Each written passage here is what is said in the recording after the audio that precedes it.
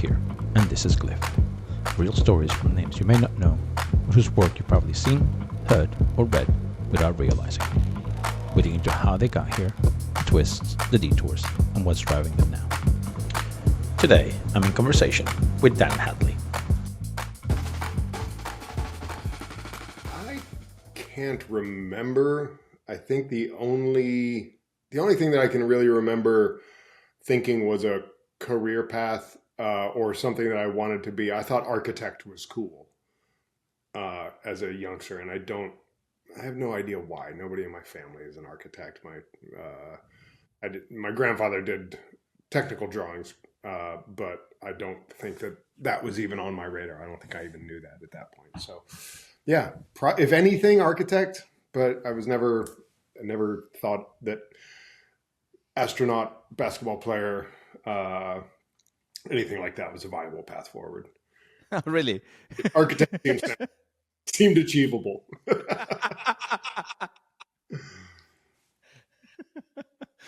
So, where did you grow up?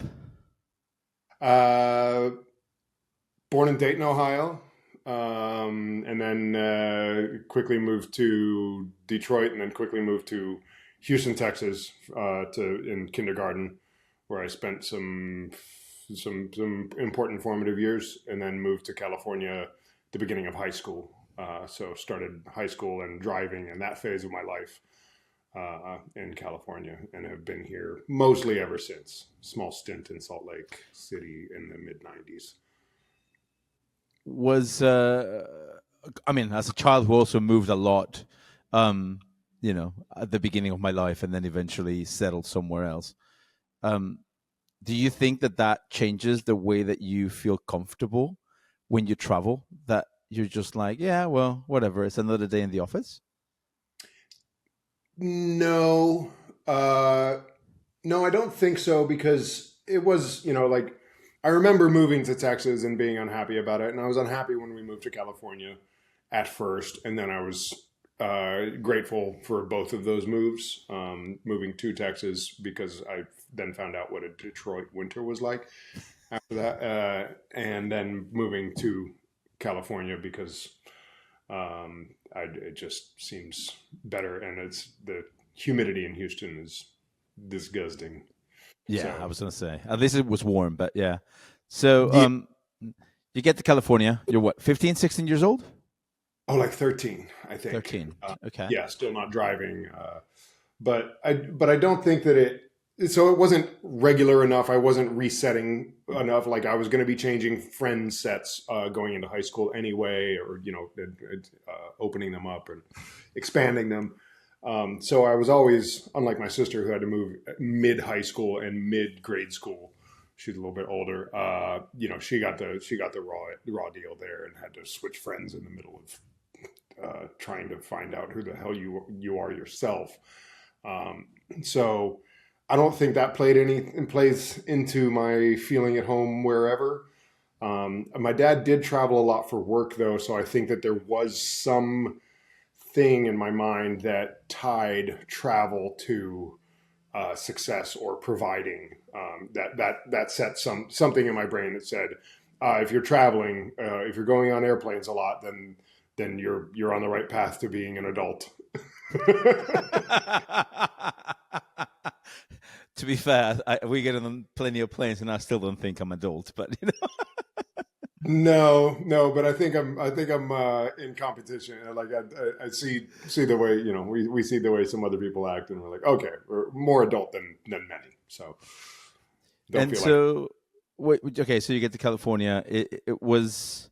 Were the arts a thing in your life at that point, or was the arts something that was not really in your horizon? No, it was. If I'd stayed in Houston, I was determined. I wanted to go to HSPVA, which is a high school for performing and visual arts. Parents had different ideas, but that's where I wanted to go. The story begins in fifth grade, when I was allowed to be a stage tech, and pulled my first curtain as part of some other lower class assembly. And I got out of class early to do it, and I pulled the curtain open, and then I eked out behind a cardboard cutout of a school bus and edged it out there so the kids could walk out from behind it. And I thought that was really neat. And I liked getting out of class early. So that was where my teching career began. And I kind of held on to it throughout high school, fell in with that crowd in California, with the music and theater misfits, and then made good on the HSPVA plan by, after a couple of years in a very athletics focused high school in the suburbs. Then I transferred to the Los Angeles County High School for the Arts with the singer in my band at the time. We both did an hour each way commute to go to a place that was a little bit more hospitable. The other high school had elected to let the theater teacher go in order to free up money to re-turf the football field. So that shows you where the priorities were. Yes, exactly. Not exactly what you want. What did you play in your band? What instrument? Oh, drums. Typical LD shit. Banging on stuff. Yeah, count to 4. Good job. Yeah, and then in that high school, like they didn't have a tech program, but there were some of us who weren't so inclined to be actors. I had gotten in there as an actor, but quickly found that I didn't care to spend that much time rehearsing with other actors or learning lines, and still had a penchant for the technical thing. Always set stuff up for the band as well. So, found more of a home backstage. And then, but now they actually do have a technical program at that high school. They have a full backstage thing. I've gone and spoken to them, and it's awesome.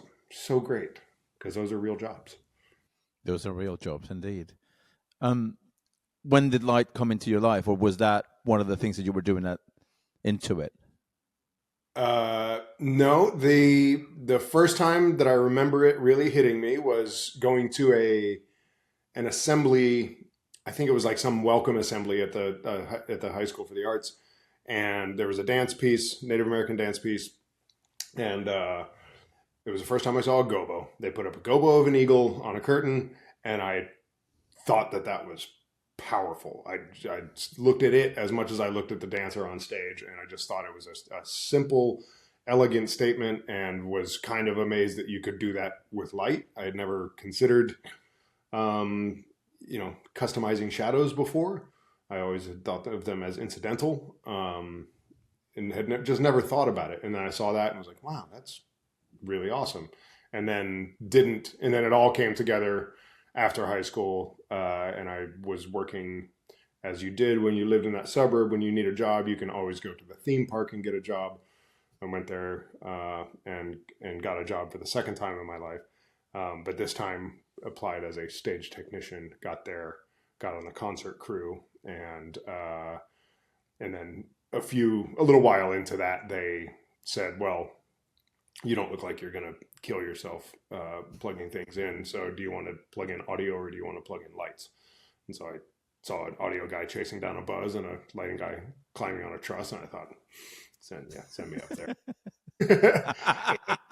And then the stage manager at the concert theater said, well, we need somebody to push the buttons for the show. So I'm going to teach you how to do that. And he did. And then that's where and I had always done visual art as a kid as well, drawing in pastels and crap like that. And so then that took the music and the drumming and the technical theater and the visual art, put it all together. And I was like, oh, this is cool. This all works together, and this is fun. And it's technical, and it's performing, and it's problem solving, and it's picture making. And that's when I really kind of focused on that. How old were you? 18. Wow. 19.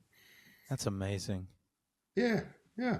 It's amazing what happens when you get fired from a gas station and have to go to the theme to get a job.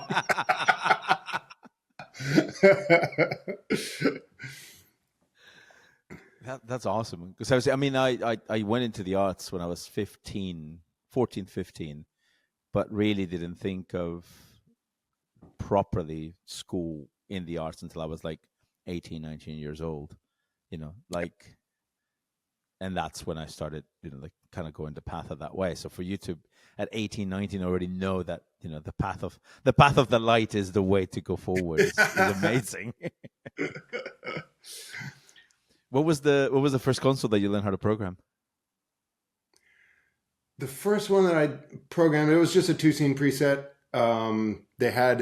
They did have some moving lights, 3 or 5 posi spots, which was a literal par can on a pan and tilt motor that didn't really work. So it was mostly conventional stuff. And the shows at the park at that time were things like Gene Loves Jezebel, BB and CC Winans, Marky Mark had come through. One of the first shows I saw there was Right Said Fred. Oh, wow. Working there. Yeah. Yeah. Dramarama. Yeah, it was, so it may have been like a Gene Loves Jezebel or something like that. That I first pushed buttons for. I think one of the first time I sat and talked to a touring LD was a guy named Scooter, who I think worked at Obies, and he came through with Criss Cross.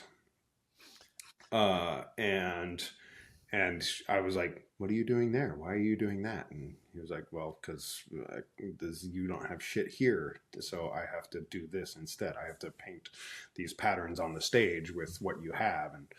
And so that was the first time I talked to a touring LD, and I was just enthralled. Did Criss Cross make you jump? It did. I almost jumped out of the crow's nest at that point.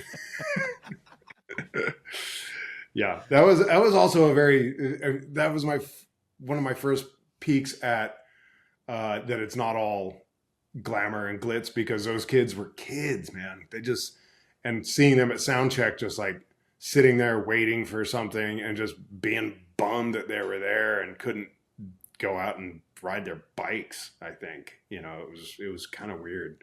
I was like, oh, they don't look happy. They're on top of the world. They're playing huge concerts. They don't seem happy. That's weird. It's the reality of show business, the reality of entertainment in many ways. Yeah. So you were there at the concert hall, and then? Oh, then I left the park and left California to follow my high school girlfriend up to Utah, also to get out of the theme park, because I saw that it was very easy to get trapped there and very easy to get in that cycle, and I didn't want to be there when I was 30 years old. So also to get out of my parents' house, get out on my own. So I moved up to Salt Lake City for a girl. That went sour very quickly. I then went to I then kept applying for a job at the local lighting company, of which there was really only one, and couldn't get on there. Worked at the record store, and then decided to go back to school, because I also had no friends there. My girlfriend was the only one, and that was not enough, and she was busy with school, whatever.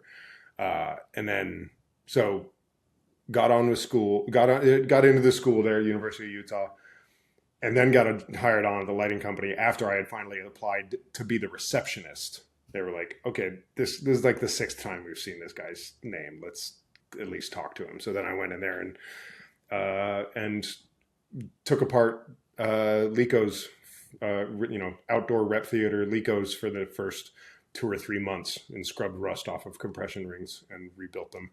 And that's literally all I did for the first 2 or 3 months. And was tortured by the guys in the shop as we put the rotation on the stereo. Everybody got a turn with a CD, and all of those other dudes in the shop were Rush fans, and I was not. So it would be 3 Rush records, and then increasingly annoying, noisy punk rock stuff from me to get back at them. And then, but it was this kind of shop where, it was small enough where you eventually prep the show, you design the show, prep the show, load the show, drive it, load it in, run it, load it out, drive it back, unload it, all that, So I got my hands on everything.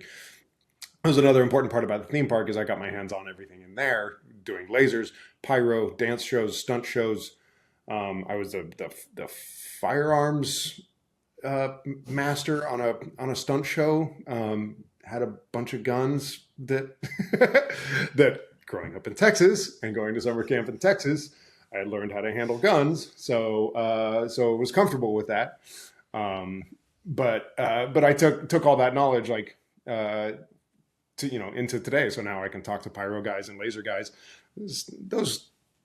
The technology has changed, but the basis of what they do has not. So we don't need to run hoses to the lasers anymore for water.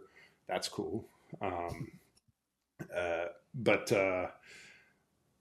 But between those two things, between getting my hands on everything and at the theme park, and then getting really focused in on the lighting stuff at the lighting shop, I got a pretty big base that makes me comfortable talking to most departments outside of audio and video. What did you study at University of Utah?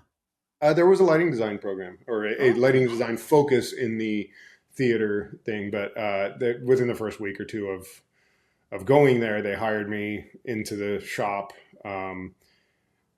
which gave me pause. And then a little while in the lighting 101 class or whatever it was, the head of the lighting program at the place was asking me questions because he knew that I worked at the lighting company. And I was like, I don't think I really need to pay your salary, and saw how much I was getting busier at the lighting company. I was like, I wasn't really convinced that a degree was the path anyway. And now I see that it is clearly unnecessary, and I can just go and do this, and I'll learn a lot more by doing then.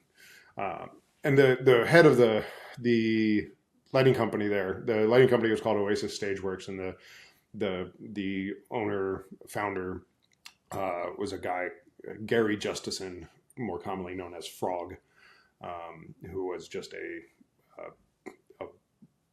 beastly legend of a man who I would never go toe to toe with on a day's work and nights drinking or a fist fight or a cussing contest, but knew everything and everyone. And, I learned a lot there, knowing a lot of what not to do. But he even told me, he was like, well, because I was talking to him about, should I quit school and just come here full time? And he's like, well, the degree doesn't tell me a lot, except for the fact that you can finish what you started.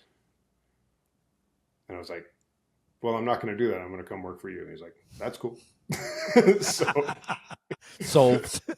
Yeah. So I stayed there until 98. And then at which point I was done with Utah, had kind of seen how it had kind of done everything I could do there, I felt like, and wanted to go back to California, and actually wanted to start touring.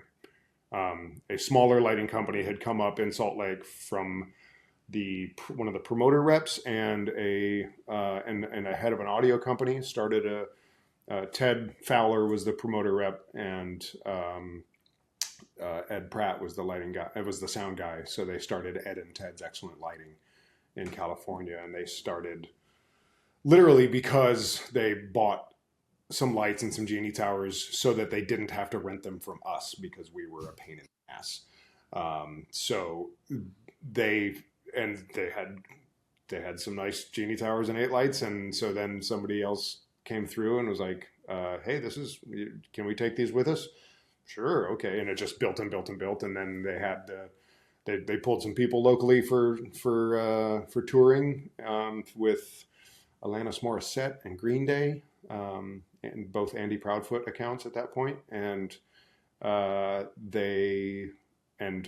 saw my friends going out on tour, and I was like, well, that's what I want to do. I'm moving back to California, where touring companies are from, and within a couple of months of moving back, I was working with Ed and Ted's, doing corporates, and then and quickly out on my first tour, replacing Ted on the Alanis Morissette tour. He was out there, low man on the totem pole, pulling motors and trying to do business deals at the same time. Like, come back and run this damn company. Get a kid to be the cable monkey. So they did, and that company got bigger and bigger, and then went out on a tour with that for after the Atlantis tour. Then I went out as a tech for the Brian Setzer Orchestra, which the LD was Scott Holthouse, and at Woodstock '99 on that tour, we played about noon and then left. But that was the day that Scott got the Chili Peppers gig. And so that day he took his bags off of the Setzer bus and put them on the Peppers bus. We pulled away with me having the job of LD now because I knew the show and it had been arranged with the production manager. It was all approved and everything. But yeah, up until this year, the Woodstock '99 was my last day as a tech, because I was ALD on Setzer then, and then shortly after that, Ted called me and said, "Hey, this band wants to go out and take their little light up sign with them and see if anybody still cares about their Sweater and Buddy Holly song, and can you go out and plug in this 4-channel dimmer and run some lights? Maybe it'll turn into something." So I hopped on the bus with Weezer in the summer of 2000 after having done another year or so with the Setzer camp. It does. I actually saw that show. Which one? The Weezer show. Yeah, I actually saw that show. I was a senior in college. At Shepherd's Bush? Yeah. Funny. I went to London that summer. Because, live. And yeah, so I actually saw that show. Wow. That was my handling of 4 channels and learning, being thrown into all these progressively more moving and more technical rigs. At that point in the late '90s, if you had 6 movers, you were a mid-level tour. You had a stick of bar cans and 6 movers, and you were off and running. So, what was the first? Let's go like this. What was the first true mover that you used? First one that I put on a tour was for the second Setzer tour. First Setzer tour was all conventional, so I didn't even have to learn to fucking actually program. It was just a 2-scene preset desk. But then with the second Setzer tour, we wanted there was a big volcano backdrop, and I really wanted some extra jazz blowing up out of the volcano. So we put, I think, studio spots. I had done a lot of repairs of IntelliBeams at the theme park. We had, for the laser shows and for the dance shows and stuff, we had IntelliBeams and maybe emulators or something like that. Mostly high-end stuff from towards 2000 in Burbank. But yeah. And then the studio, the high-end PC beam was maybe the first thing that I took out with Weezer, I think, and had to learn how to program a console then. So I was gonna say, what console did you use? What was your poison? Hog 2. Makes Hog sense. 2. I went to a little cabin in Topanga. And learned from a wonderful man, Breck Haggerty, who was developing his own something called a media server at the time, and he taught me how to program a whole hog. And while he was developing the Nev media server, kind of concurrently with Catalyst, and it was about that time that he started doing video for Tool. I think it was around that. It was early 2000s, and he's still doing Tool, and we still work together. He and I just tag teamed some John Carpenter shows. I went up to his studio, his home studio he's in Truckee, California, just up by Tahoe now, and he taught me Hog 2, and then he taught me MA1, and then MA2. I had some other training in there. I think I trained with Joe Cabrera at one point on MA1 or 2, and then this time I got to walk him through 3. Lovely. Yeah. What was your thought? I mean, I've discussed actually at length with a few people that first moment when you kind of grab the desk and you realize that this thing can actually do things that, like the way that it opened your imagination to what was possible. It was just having multiple things on the same button, having a cue stack. Because at that point, like going through, we would do a lot of tours of House of Blues, which all had roll a cue. Well, at that time it was Pearl 2000s. I think at one point I had crashed every one in the system. And I, once I got on a Hog and I was like, wait a minute. So I can then, this fader, which is the dimmer effect, I can change it, have it go from a sine to a cosine, or have it start strobing after that. And then, that just opened up, this whole second layer of things. I was like, oh, I just went from a ruler to a multiplication table. This is amazing. So that was the beginning of that. I didn't even really, I still don't program cue to cue. I don't program everything in the main cue stack. I didn't then, and I don't now, usually. Because if I can spread it out over multiple things, then that gives me the availability to improvise and to, have happy accidents. I would say I'm a big believer of that. Granted that I barely program anything anymore, but yeah, I'm a big believer of those little happy accidents that happen in the creation of the space. Yeah. Just kind of gives you.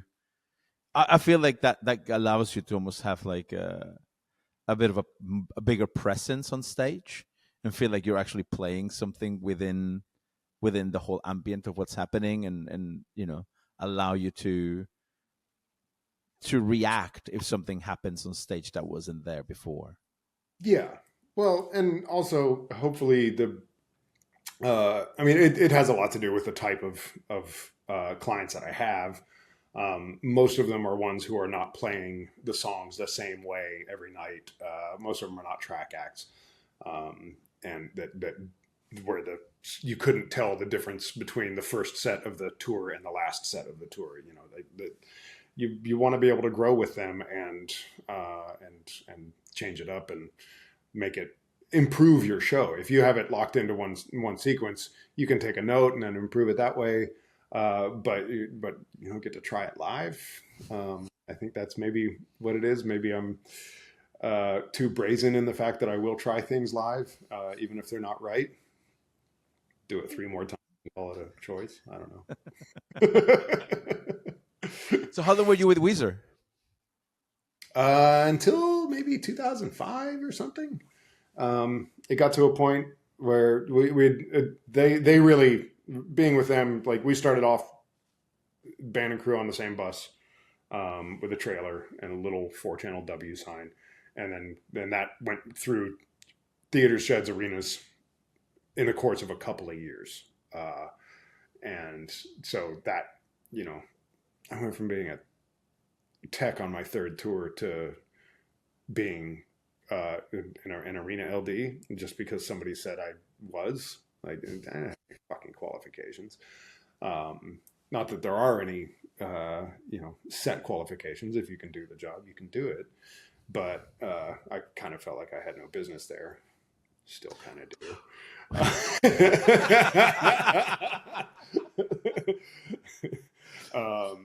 But yeah, so that lasted until about 2005. Until at one point, the Rivers, the singer, had handed over all creative control to management. He was absolving himself of all those duties and wanted to focus on other things in his business and his life. And so I became immediately less engaged, didn't see eye to eye with the manager on things, and was also juggling 2 more interesting projects at the same time. So I had 3 balls in the air, and if I was going to let one drop, it was going to be the least interesting one. And those two other balls I had in the air was the Mars Volta and Queens of the Stone Age at the same time. Once again, amazing bands, both of them. So Yeah. before I go to the Mars Volta, because I also saw that show. In the early parts of that show, I saw that, which was just incredible. But before I jump into that one, what do you think is the biggest jump from the 1,000 seater to the 2,000 seater to the 5,000 seater to the 10,000 seater to the 20,000 seater to eventually the stadium? Like, what do you think is the one, like the one thing that carries over, and what is the one thing that you have to change your mentality on? That's a good question. I mean, I try to carry the same intention with me, which is is that our job is to visually amplify what's going on stage so that everybody in the back of the arena feels like they are seeing the same show as the people who are in danger of who are sweat on, making them all feel a part of the experience, and not adding our own narrative on top of it, just strengthening and amplifying the narrative of the artist, if there is one. Sometimes that narrative is very nebulous, and they recognize that their songs mean different things to different people, and people tie them to different experiences in their lives. And I find it very important not to do anything that treads on that or endangers that. So I don't ever want to say this song is about X, because it may not mean that to you, and I don't want to take that away from you. I don't want to make you second guess any of that, or feel like I think it puts interference in the connection with the artist, and that's not at all our job. But between clubs and theaters, I mean, it's probably the point where you're carrying everything instead of just enough to embellish what is in the house. I think that's probably the biggest jump, where it's like where you finally have control, where you finally have the same lights every day.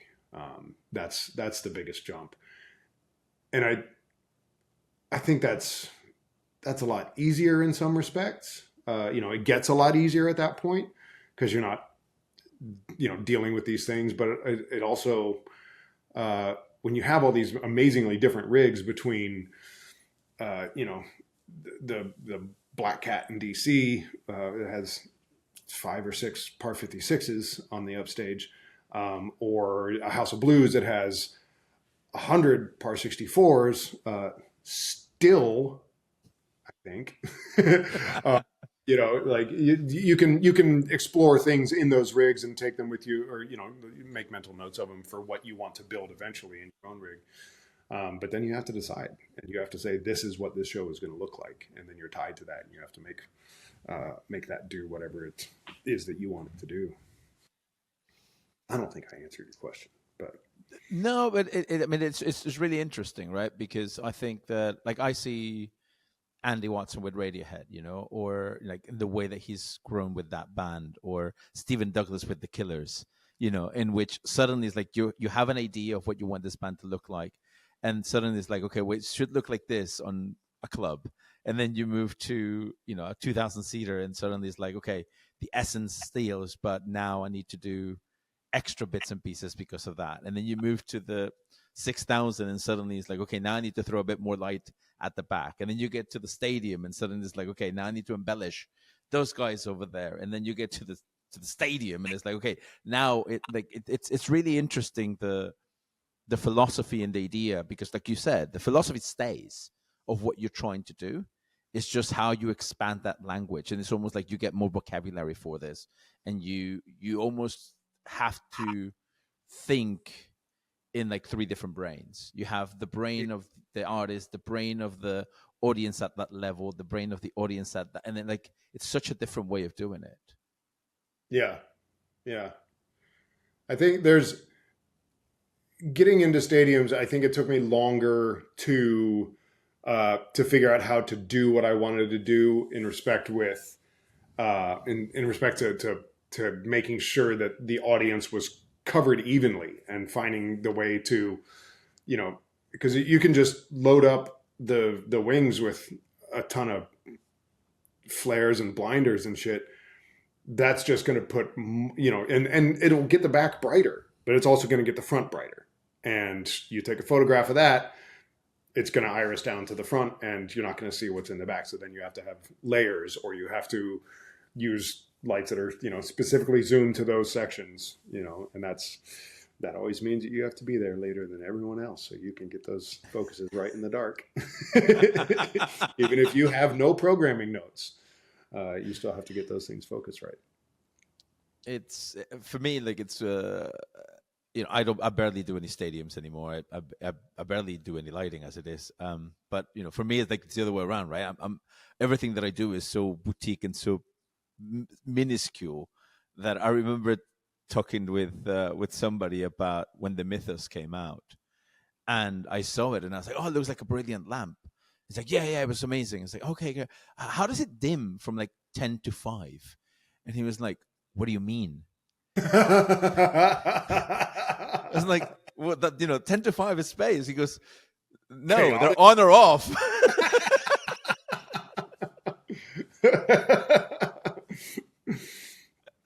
Yeah. Anyway, so we now took on their first year, and we were adjusting those dimmers quite often. I can imagine. So okay, let's go back to the Mars Volta, because right, that's a band that it's still one of my favorite bands in the entire world. But I remember when the last one, the Comatorium, came out, and my brain exploded. I didn't understand how in the world, like, how did you approach that? Because it was such a different sound at that moment in time. It still is, man. I just recently revisited that for the first time in a long time, and was really, it was happy about it. It was wild to remember how unpredictable those shows were, because they'd have an hour and a half set, and there were 6 songs on the set list. It was kind of nuts. I had gotten a little bit of an introduction to them because there was a tour that was Mars Volta, Queens of the Stone Age, both supporting Red Hot Chili Peppers. And so I had seen them a bunch there on that tour. So I kind of knew what was going on. I was friends with their sound guy. And so I was not unprepared. And I just knew that I was going to have to set up some very basic starting positions, and then just pay fucking attention. And that was the thing about it, is that I couldn't ever have spots, because I couldn't ever have a headset on, because I had to be super focused on what they were doing to try to predict where they were going to go and how big it was going to get, to make sure that I left somewhere to go always, because I didn't know if they were going to go even bigger, and knowing when I had the opportunity to pull it back, but not too far, because I could always make it even lower. And they would just veer in and out of other songs and stuff. And it was very special. Oh, I mean, it was amazing. Beautiful Max Ernst artwork that they were basing a lot of their stuff on around that time. That was just, and there was nothing too trippy, I remember watching it, and just like suddenly he's playing, and then he turns around and the guitar goes to the back, and he's just sort of playing, but there's no guitar, and then the guitar will come back again, and then slap it, and then there's the microphone, and the microphone flies, and then he catches it, and he catches it, everyone goes back into it, and your drummer at that time, I mean, that man is a beast. John Theodore was now the drummer for Queens of the Stone Age. I was just like, what? Like, who? Okay, so for example, you usually try to follow somebody. I'm assuming since you have to follow the drums. But who did you follow on that band? Because it's like the drums are doing something, and then there's like the guitar doing something else, and then the keys are doing something else, and there was like, where do you? I like, honestly, I can still think about it, and I have no idea where you ground that show to start with, and you must have, you have to, but it was just like, wow. You never let Omar out of your sight. Omar's conducting the whole thing. So you watch Omar for what he's telling John, the drummer, to do, or where he's telling Ike and Juan to go. But Omar was the one who you really paid attention to and see if he's getting pissed off. Because if he's getting pissed off, you better have a place to go, not to hide, but to match him. You better have some strobes in reserve or something. Yeah, the first tour I did with them was a big day out in Australia. I had finished a tour with Queens down there, and I called the management and I was like, "Hey, I see that Mars Volta are going to be here for Big Day Out, and you've got some side shows. Do you want me to hang around and look after them?" And they're like, "Actually, yeah. Can you also tech the drums?" I was like, "Well, I can set up a drum kit. I've done it before, so yeah." So I was drum tech for daytime shows, and and even in the daytime shows, like, they would find a way to make it chaotic. I think they bought a fog machine in Adelaide after Cedric threw it off of the stage, just for something to do. And then we went out and did the rest of Deloused and Francis the Mute as well. But yeah, they were chaotic. There was one show on Francis the Mute where it was a radio show, big K-Rock radio show in LA, and they finally had a song on the radio, The Spider, big ballady sort of thing. And so they're playing a side stage, and Cedric comes out with an all-in-one school desk where the platform is mounted to the seat and everything, and a typewriter on it. And the band's playing and they're jamming, and he's just typing for the first 15 minutes. And then he pulls out the page and then proceeds to sing what he had written for the next 15 minutes. And then they were done and did not play the big radio hit. Like, yeah, their job was to defy expectation. Okay, so then you have that band. Yeah. And then you have another monster to be called the Queens of the Stone Age. And how obviously how different they are is, I don't even have to explain it, but yeah. how do you move to that head of design?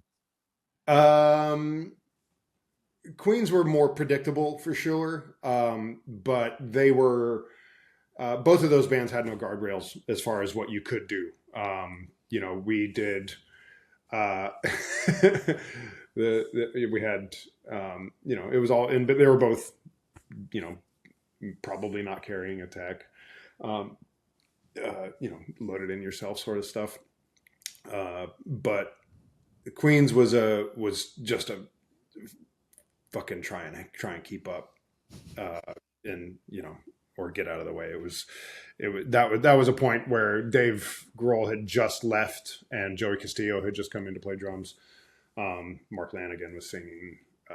You had the first tour, you had three different singers. Any song could be sung by Josh with his Roy Orbison thing going, Nick with his crazy punk screaming, or Mark with the best voice in rock and roll ever. And that just, everything had its own feel to it, and that was one where we did the sort of classic no color until the fifth song or something like that. Mac 2000s. Oh my God. For the win. Yeah. But they were, they were also super budget conscious, super DIY, make everything stretch every dollar you could to get the most out of everything. So we were, we're making our own gobos sometimes, and, not that they couldn't afford a gobo, but it was bare bones. You did absolutely as much as you could with as little as possible, which is great, because creativity is not born from abundance. Creativity is born from restriction and the need to do more with less.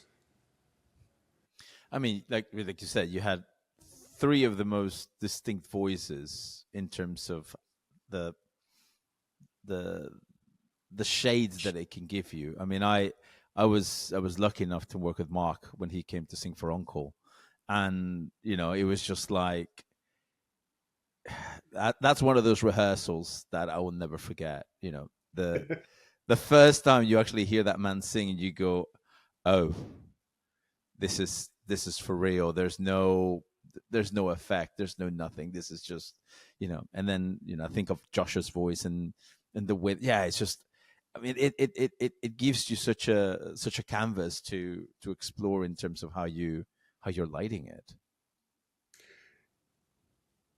Yeah, I mean, it was you could break it out into some three very distinct looks. You just no color and strobes for Nick when he's screaming, and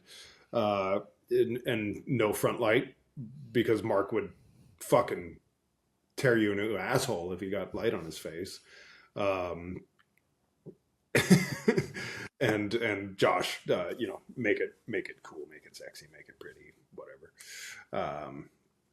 Yeah, that shit made my job easier. Honestly, that was not tough. That was just fun because they were creating their own scenes. They were creating their own environments. I didn't need to try to take people on a visual journey for an hour and a half. Like they were. Fuck, I was just trying to keep it so that people could see. I don't know. So you're with Queens. You're the Mars Volta. The Mars Volta obviously goes into that kind of weird thing of, sort of, is this happening? Not happening? Blah blah blah blah. What happens? What happens after? First time I ever got fired, Mars Volta. It was the same week that their tour manager left or got sacked, and drummer left or got sacked. So it was a big time of change for them. And that was the first time. It was in rehearsals too, and I remember like sitting there and getting off the phone with the manager, and being like, "Well, I'm here with a rig and the touring LD. I wasn't going to be able to tour it, but I was going to send it out with this guy. And like, what is the proper way to deal with this? Do I just take the show file and go home and stomp off with whatever I think of as my dignity?" And I thought, no, I fucking finish today's work. I'm getting paid for today. Finish today's work and try to make them regret their decision. Do as good a fucking job as I can and go to bed tonight knowing that I fulfilled my obligations. And if they change their mind, that's their prerogative. But I could sleep happy knowing that I did what I should have done. So then that left me with Queens for a while. Oh, and then probably it's somewhere in the mix there.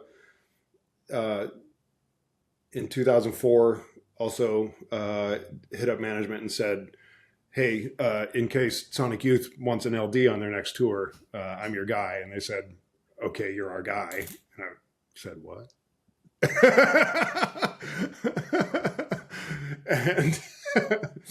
and then within a week was on the phone with Kim and Thurston, just like, the fuck is my life?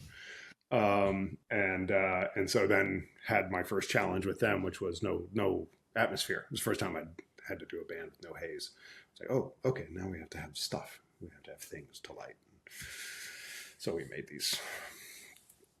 made images on color scrollers, on 8-light color scrollers, and built some Frankenstein machines behind them, and had them glow and strobe and whatnot, and had these sort of things behind them, like 6-8 lights with custom images or just flat colors behind them, all frosted and everything.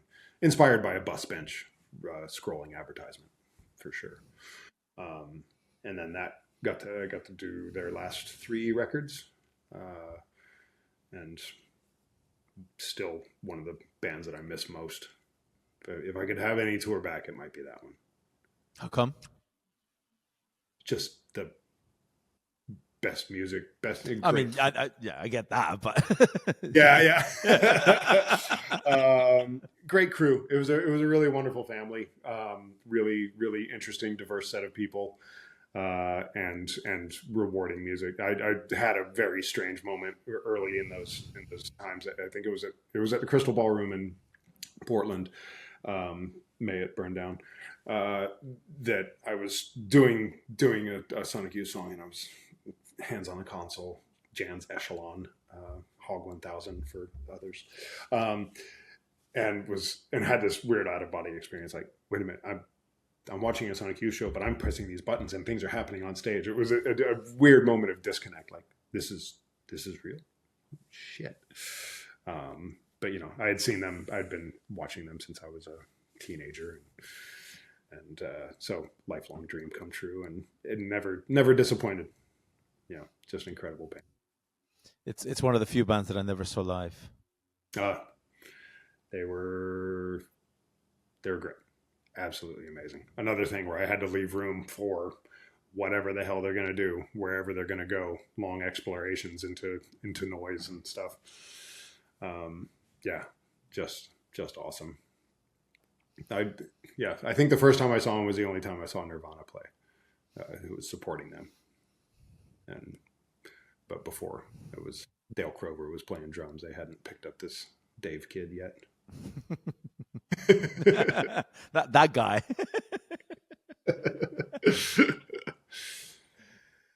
Okay, so Sonic Youth, what Weezer, Sonic Youth, Mars, Queens. So you stayed with Queens for quite some time, didn't you?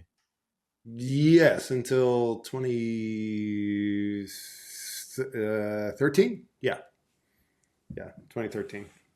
Oh, also, and then one of the Weezer things. One of the things that happened there also along the way was in 2001 there was a tour where the support acts were Jimmy Eat World and Tenacious-D, both of whom I picked up as clients after that, and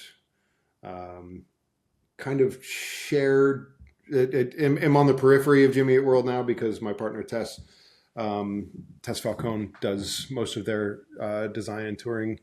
Well, maybe not most of their touring right now, but she kind of helms that these days, and I pop in and out as support for her, and then Tenacious-D, who I spend as much time with as possible. That must be fun. that just like it's fun. I can imagine that's just a fun show. It's very fun. It's another small, great group of people, and that's a very theatrical show. Like the first big production tour we had with them was their movie, or an album in support of their movie, The Pick of Destiny, and so we had an apartment backdrop that kabuki'd down after one of the principals, or after the guys die, I think, and drops away to a hell set that had fucking volcanoes and a double layer backdrop and all sorts of shit going on. Very, very heavily scenic, but none of it too good. Nothing can be too good with them. We even went to this last tour. We had a big inflatable demon, and we finally went for the full-on heavy metal look, and with pyro and everything for the first time. And we went to, I think it's Airworks. Are they the really awesome inflatable company that did the Muse guy and everything? And I told them, okay, but it can't be too good. And they're like, we can't do that. We can't put out an inferior product. I'm like, when you hire somebody to fall down the stairs, you don't hire a klutz, you hire a dancer, because they're going to do it correctly without injuring themselves. I don't want to hire a shitty inflatable company to make a bad looking inflatable. I want to hire the best inflatable company to make an awesomely bad inflatable. And they were like, I don't think so.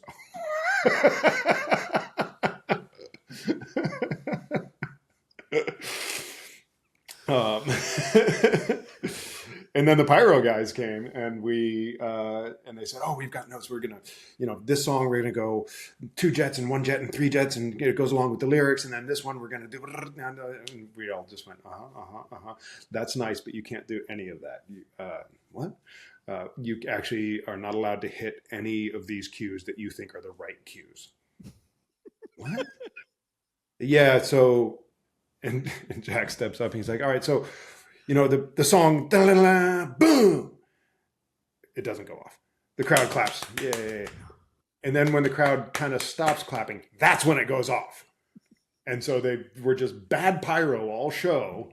And they had one of their guys come out dressed as a negligible pyro guy, and and dress him down for being a bad pyro guy. He's just this character, and then they talk him up at the end of the show after dressing him down a few times, and then he finally gets the last cue of the show right. But those pyro guys had to learn how to do it poorly, but we had to hire the best ones in order to do it. It reminds me of, I don't know if you know this story, that one of the things that Michelangelo used to do in order to train is he would, instead of like going and drawing the perfect person, he would try to draw as how a 5-year-old will see a human and draw it as much as he could as a 5-year-old. And so like with all the mistakes that a 5-year-old needs to make on how he sees proportions, so that he knew that he had a full craft of his hand and his brain and his eyes, rather than just drawing perfect beings every single time. That's very interesting. I never heard that. Yeah, it's a very cool way of thinking of, okay, how I'm going to practice by being shit. Okay, here we go. Yeah. I don't. I mean, that's Foo Fighters love to do little shitty club shows, and we've done a number of them. I think we've done 4 of them this year so far, and just to get the new drummer out in front of people and to practice with him, we did a few leading up to an Asian tour, so that his first show wasn't going to be at a stadium in Jakarta, and so we did San Luis Obispo and Santa Ana and Toad's Place in New Haven, Connecticut.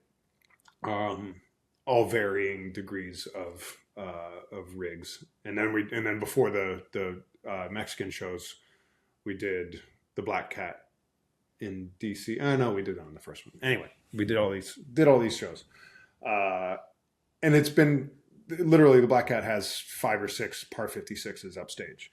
Well, I'm not going to put 6 colors in them and, just use blue for this song, lavender for this. Like, no, they're all white. That's what it is. And now I have a couple of choices for front light, but that was like drawing from a 5-year-old's perspective. Like, okay, what is important here? Where do I make the choices? What do I actually do here when I have a board that I could walk out with under my shirt and nobody would notice? A console that is the size of is smaller than my laptop. Trying to not do stuff, so I'm saving any moments so they mean something when you actually finally do it. So I guess that would be my version of that, of trying to light the Foo Fighters like a 5-year-old, going into these clubs and doing it with nothing. I mean, I tend to do a lot of those gigs where I currently have a client who does not like to see sources. And, it's a very interesting way of trying to light when the source cannot be seen. Yes. Yeah. Severely limits your angles, especially depending on how broad an angle your audience is sitting at. If you try and do no sources in a stadium, good luck. Proscenium's going to be most of the stage. So how did your relationship with the Foos come about?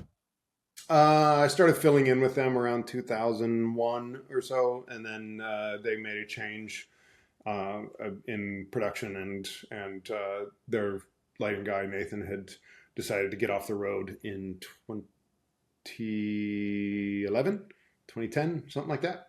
And we had just finished Them Crooked Vultures tour, which was a band with Dave Grohl, Josh Homme from Queens, John Paul Jones from Led Zeppelin, and Alan Johannes from 11, and I also saw that show. yeah, that was around the time we met, I think. Yes, just about. Maybe it was right after. No, because we met when I was on Pharrell, right? Yes. Yeah, and but so we had just finished the Crooked Vultures tour, and I was very careful not to try to steal Nathan's gig. We were friends. I had filled in for him on many occasions when he had to go do Blink 182 or anything.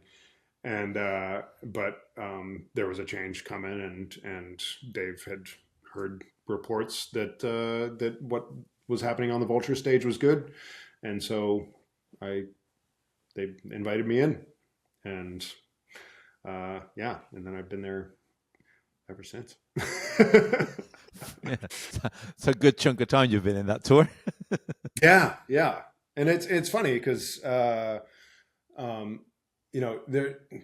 was a show during COVID when they were playing to. It was their first show back in LA at the Forum, and I tested positive that morning, and so I could not go in the building. They set up my console and some extra monitors in a porta cabin in the parking lot, ran fiber out there, and I ran the show from inside. At the same time, across town, Tess was rehearsing with St. Vincent, her first St. Vincent tour, and management knew that we were living together, so that there was a chance that she was going to test positive too. So they brought in. They said, "Well, if one of these people goes down, who do we get to do it?" And so they flew in Arlo, Paul Guthrie from Minneapolis, because he would be able to do either of those because he's very nimble sort. And so he was inside watching the show, the Foos show, and on headset with me. And this is the same whenever this is just a heightened version of the thing whenever there's another LD at front of house and you look at the show a little bit differently because you're trying to see how they view it and trying to not embarrass yourself, basically. And ever since then, I've wanted to know, like, well, are these choices that I'm making, are they the right choices, or are they just choices that I haven't gotten in trouble for yet? So they're going to be fine. So, it's having the chance to reevaluate it just by having it through his eyes, it was valuable then. And I started thinking about it then. And so this year, coming up, it looks like Arlo and I are going to, that I'm bringing Arlo in to the Foos process to help him, or to have him help me reevaluate things and maybe pull me out of ruts, because my hero has always had the same color effect as long as I've been doing it, and I still think it works, but that's because I've seen it 1,000 times, possibly, or maybe it does work. Who knows? But it's a little scary to invite somebody else in when when most of us suffer from a bit of imposter syndrome anyway. I think any creative does. If you don't, then I probably find you an insufferable prick. But I think it's important that we all challenge ourselves like that and open ourselves up to being vulnerable like that. So we're going to see how it goes. That is very bold of you, by the way. Congratulations, because it takes balls to do it. Because even though I think we all suffer from imposter syndrome, and it's one thing to know that you might be an imposter. It's another thing to bring somebody who might be telling you, yes, you are. And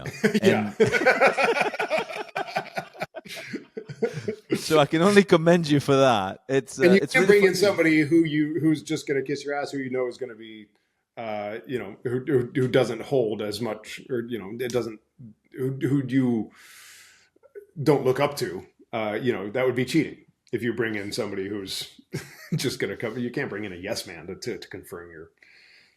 No, you need somebody who's going to be really, yeah, like acute on their thing, so that that when they tell you a comment, and that's the biggest thing, isn't it? Is like you can't take it personally. You have to take it with the pinch of salt that is a Yeah. professional element, and therefore any comment that goes in, if it's something that is telling you about how to change something, you have to take it as well as when he tells you, I love that cue, because he's being honest in what he's telling you and is not just to kiss your ass.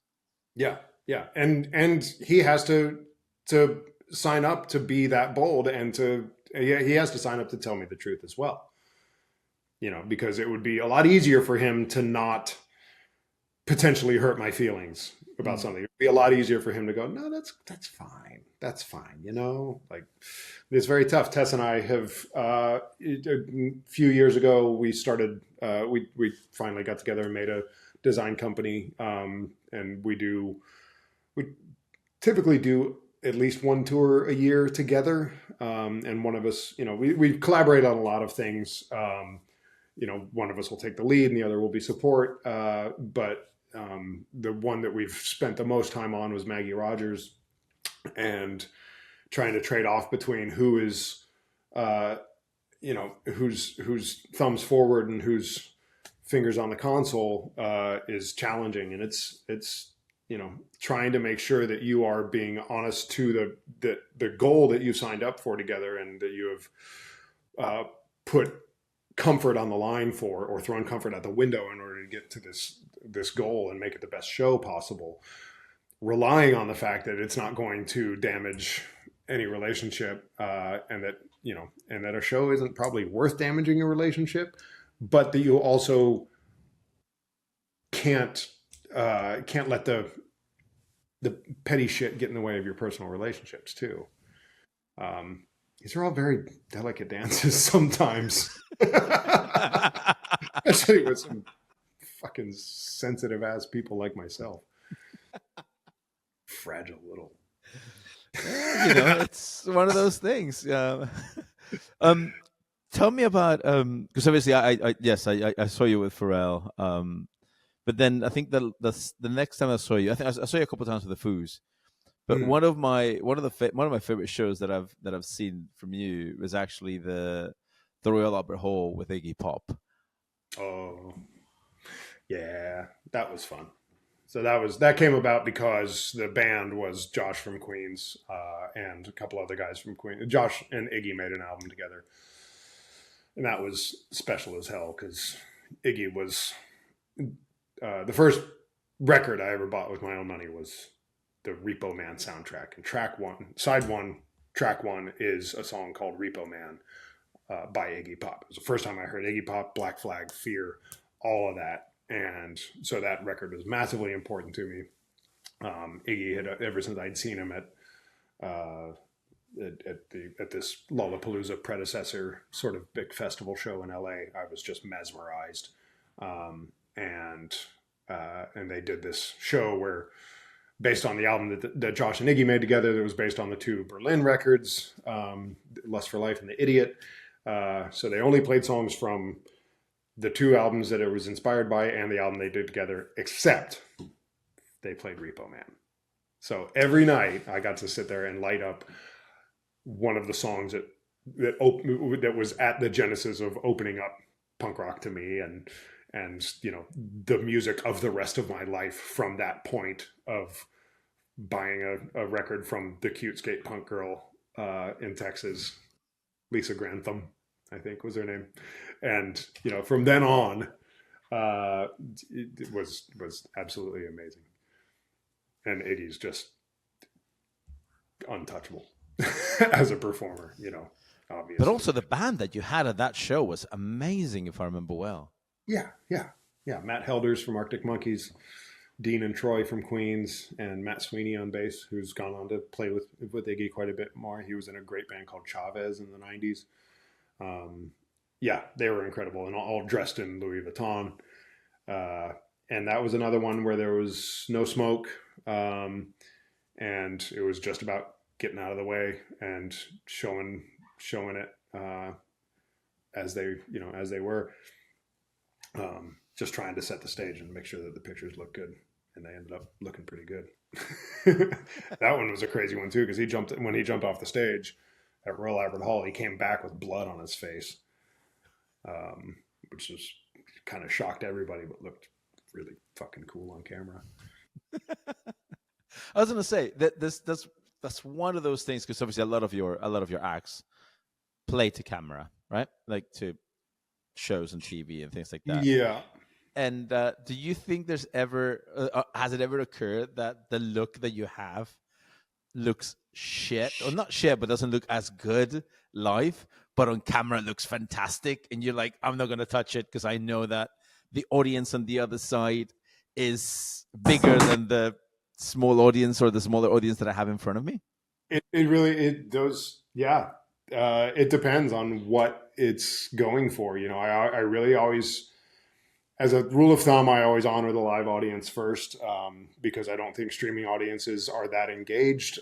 They're obviously not as invested, because they're not there, as much as they may want to be, and as much as they may have paid. I think it's lost. It's usually lost effort if you try and chase what they're watching, because it's going to affect the way the audience sees it, and then it's going to affect, it could affect their enthusiasm for what's going on, and ruin it all down the line. And this is also another thing. This ties into another thing about who we're timing for, because at a stadium, for I forget what the formula is, however long it takes sound to get places, the timing at front of house is much different than the timing at the camera. If front of house is 180 feet from the stage, and then the back of the stadium is another 200 feet from there, there's only a certain portion of people that are seeing the lighting being in time. And if it's a big show, especially if it's being filmed, or like or something massively broadcast, like the Taylor Hawkins tributes or something, I will try to light so that the cues are with the camera. If it's a massive broadcast, I'll try and light, which means that I have to have ears in, and I have to ignore the sound that's hitting me in the chest. I have to ignore the kick drum in my chest and listen to the one that's in my ears. And that sucks. But if it's a festival in a field and there's 80,000 people there and the cameras are just closed circuit, then I will light then I don't have the ears in, and I will light for me, because that's a nice enough average. People up front in front of me, they're getting it a tad late. They see the guys sweat. The people behind me, they're getting it a tad early. But they're also watching the screens and stuff. You have to choose one. Yeah. So I'll choose the one that keeps me most engaged, is still a massive amount of people. And sorry to the rest, but I don't control physics. I've tried. We've all tried, and it's like the more that I can't explain to clients sometimes that I just can't break the rules of physics. That's just something that unfortunately I'm not that good just yet. Yeah.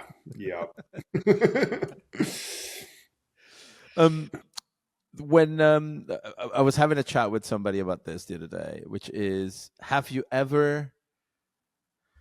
is there something you've ever designed that that part of the design was more of a pain in the ass to the crew and not so much of a good looking element to it, that you can't turn around and go, right, scrap that anymore, guys, because I know that this hanging this stuff, putting this stuff up is actually killing you, and no one's realizing that the amount of effort is not worth to what the audience gets.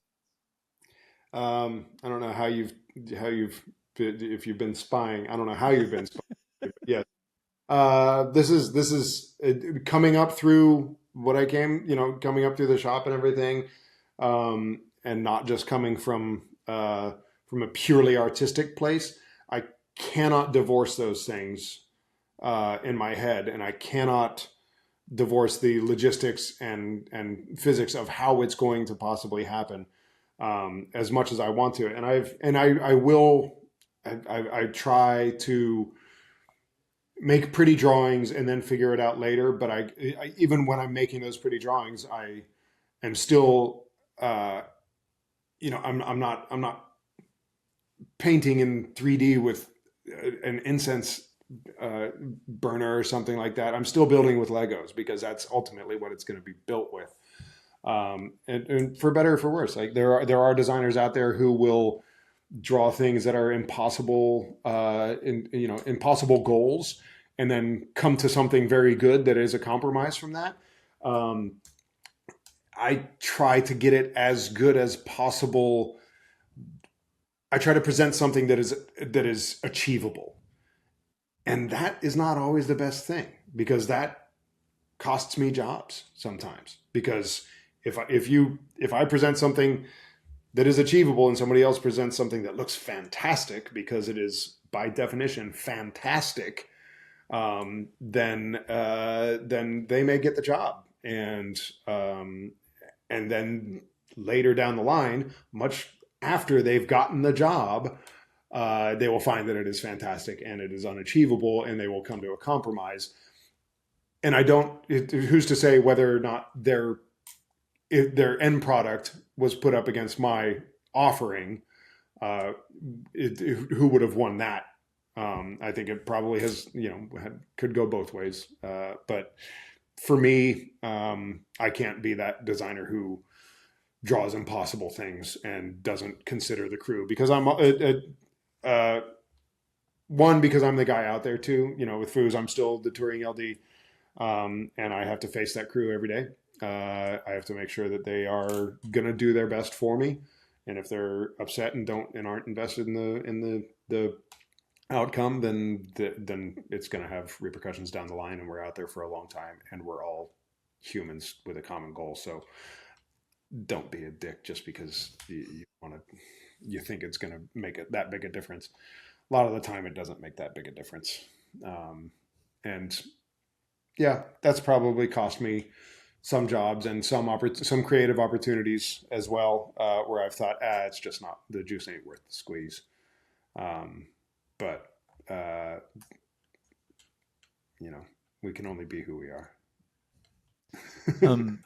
Indeed. I mean, I think that we elaborated the same way, where there's a goal that we're trying to achieve, but then we're very realistic. And once again, like it's cost us a lot of jobs, where we're trying to tell the reality of it, of going, well, this is how much you have in your budget. Like, you told us already, and yeah. No matter how much I try to stretch this, it's not going to happen, And yeah, and that's so yeah, the other thing is designers who will, okay, there's a 2-truck tour, and you have 30 feet for lights and scenic, and then they present something that's 2 trucks on its own. I'm like, well, that's not the brief. You've presented something that looks amazing, but it is not within the budget. It is not within the parameters of what you were asked. And then somebody says yes, and maybe maybe management says, we're only going to tell them it's 2 trucks because we know it's going to be 3. In which case, everybody's lying all the time, and fuck it. But I'm just going to come at it from a place where we're not going to lie from the get go. We're just going to try and be open and honest, and try and set that trend. I don't know, try and enforce it through example. I was going to ask you, what are you doing on like what are you doing on your own? Like, what are you doing with your own artwork at the moment? Nothing. This year I did. The best project I did over the last year or so was built a deck in my backyard with my dad. He's 80 or 81 maybe now, and so it took a long time. We took a lot of breaks, but just spending time with my pops and drilling 1,000 screws and solving simple geometry problems was one of the most rewarding things I've done. I did have a passion project this year where I did lights for a band called The Residents, which is a 70s art collective, just absolute freak show of a band. They're the guys with the tuxedos and the eyeballs for heads. And that was just a crazy box to tick to work with legends like that. But yeah, I haven't had that much room for anything creative. The thing I've literally been trying to do is find time to take apart and rebuild a carburetor in my old truck, which is decidedly not artistic, but that needs to be done because I want to drive that truck again. So yeah, there's been enough creative projects that there are other itches that need scratching.